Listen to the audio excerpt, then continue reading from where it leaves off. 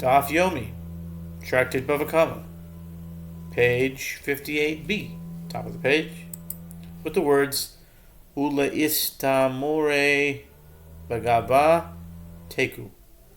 Oh, the 128th teku. Nice.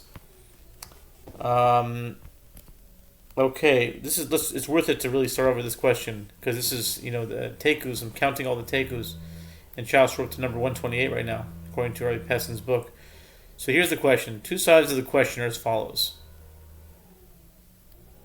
Do we say, since this case is initially through negligence, okay, what is the dilemma here? When should you raise... Oh, Rabbi Yirmiyah's question. Rabbi Jeremiah, oftentimes, his questions result in tekus, which is an interesting phenomenon. At any rate, let's go through it again. Bottom of 58a. The Gemara clarifies Rabbi Yirmiyah's question. Do not raise a dilemma in accordance with the opinion that one who says that one is liable in the case of damage that is caused initially through negligence, ultimately by accident. In this case, the owner was negligent by allowing the animal to enter the other person's courtyard, and the actual causing of damage is ultimately by accident. But when should you raise this dilemma? Raise it in accordance with the opinion of the one who says that one is exempt in a case that was initially negligence, but in the end by accident. Was hilach in that case? The two sides of the question are as follows. Do we say that since this case is initially through negligence and ultimately by accident, is he exempt from liability? Or perhaps here in this case, it is entirely due to his negligence. Since he saw the animal was close to giving birth, he should have safeguarded adequately and taken care of it, and he bears responsibility for failing to do so. So basically, it's where amniotic fluid came out of a pregnant cow and damaged. And, right. Yeah. With amniotic fluid. Because they're giving birth. And we're in the birth pangs of the Messiah. And Jeremiah prophesied the destruction of the second temple. First temple, rather. So it's teku, means Mashiach was coming. And giving birth to the birth pangs of the Mashiach, because amniotic fluid.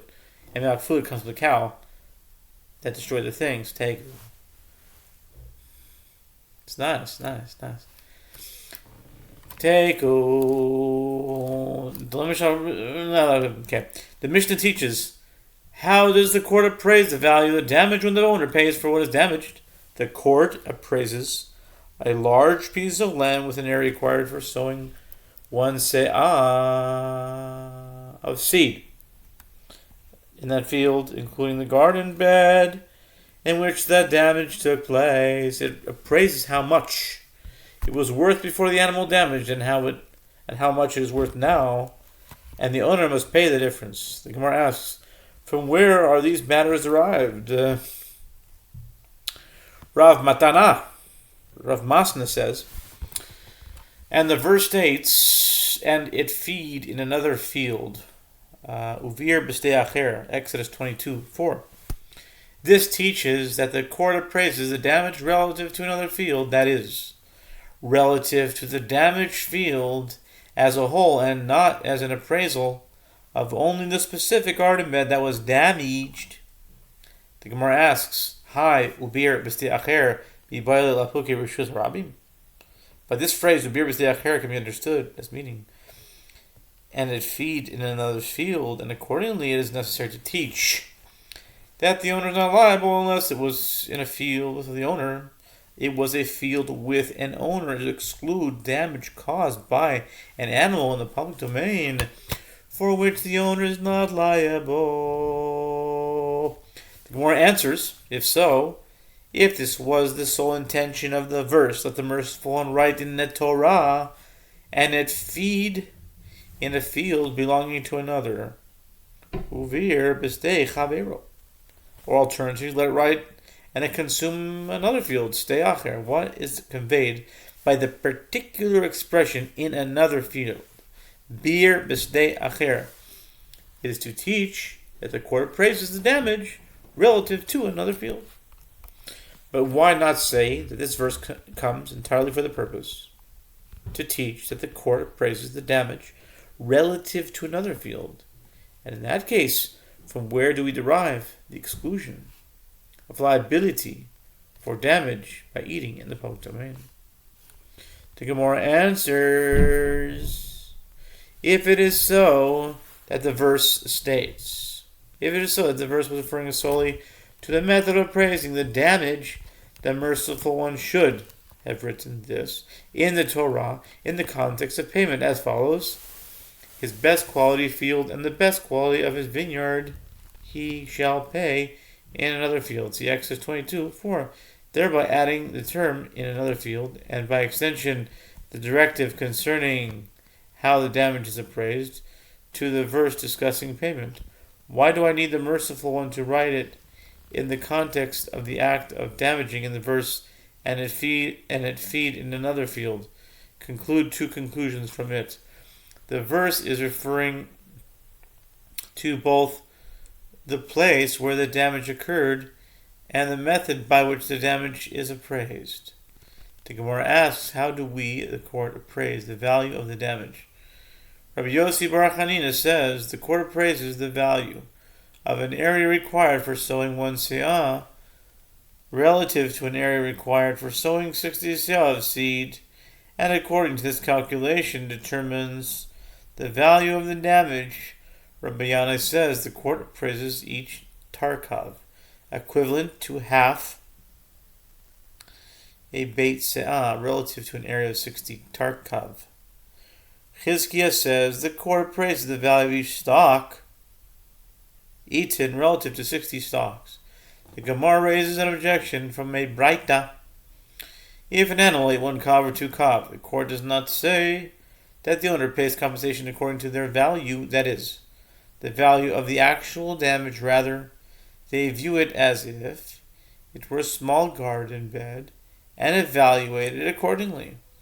What, is it not that this means that the court evaluates the garden bed according to what it would cost if sold by itself, which contradicts all the previous explanations? The Gemara rejects this interpretation. No, it means that the court appraises the value in relation to an area 60 times greater.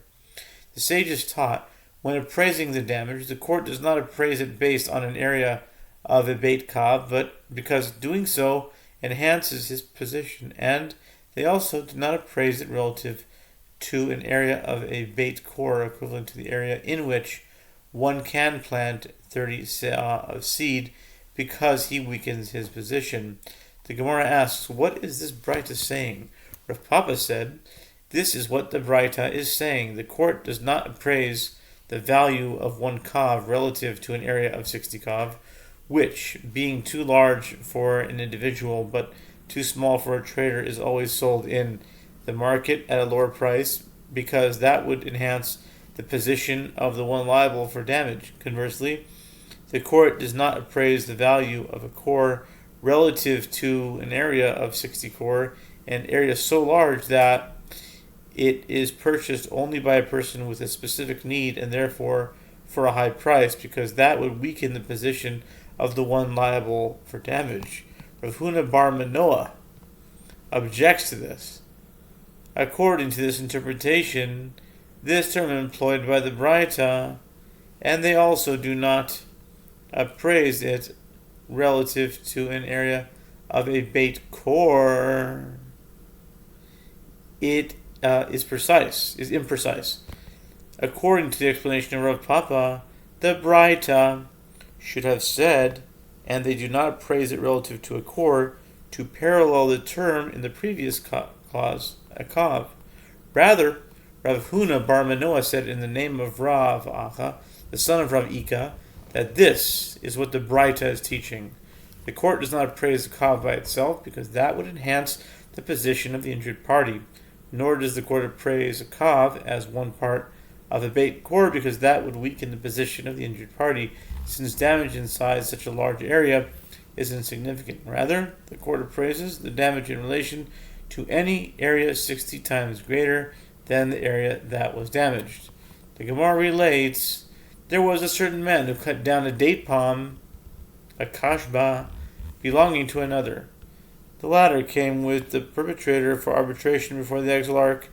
The exilarch said to the perpetrator, I personally saw that place where the date palm was planted, and it actually contained 3 date palms, standing together in a cluster, growing out of a single root, and they were worth altogether 100 dinars. Consequently, since you, the perpetrator, cut down one of the 3, go and give him 33 and 1/3 dinars, 1/3 of the total value. The perpetrator rejected this ruling and said, why do I need to be judged by the exilarch who rules according to Persian law? He came before Nachman for judgment in the same case, who said to him, the court appraises the damage in relation to an area 60 times greater than the damage caused. This amount is much less than 33 and 1/3 dinars. Rava says to Rav Nachman, if the sages said that the court appraises damage caused by one's property, such as his animal, relative to an area 60 times greater, will they also say that the court appraises damage relative to an area 60 times greater, even for direct damage caused by one's body? Abaye said to Rava, with regard to damage caused by one's body, what is your opinion? Are you basing your opinion on the following? As it is taught in a Braita, if one destroys the vineyard of another while the grapes are budding, Simadar, the court views how much the vineyard was worth before he destroyed it and how much it is worth afterward. Abaye states the inference, whereas the method of appraising 1 part in 60 is not taught, is the basis of your ruling the fact that in this Braita that discusses damage caused directly by a person, the method of appraising 1 part in 60 is not mentioned. Abaye continued, is that to say that with regard to damage caused by an animal, it is not taught in a Mishnah or Braita without mentioning the method of appraising 1 part in 60 like this case? But this is not so. As it is taught in a Braita, if an animal broke down a sapling that had not yet borne fruit, Rabbi Yossi says, those who issue decrees in Jerusalem say that the damages are determined based on a fixed formula. If the sapling was in his first year, the owner of the animal pays 2 pieces of silver. If the sapling was 2 years old, he pays 4 pieces of silver. If the animal ate unripe blades of grain used for pasture, Rabbi Yossi clearly says it is judged according to what remains of it. That is, the court waits until the rest of the field ripens and then appraises the value of what was previously eaten. And the rabbis say the court views how much the field was worth before he destroyed it and how much it is worth now.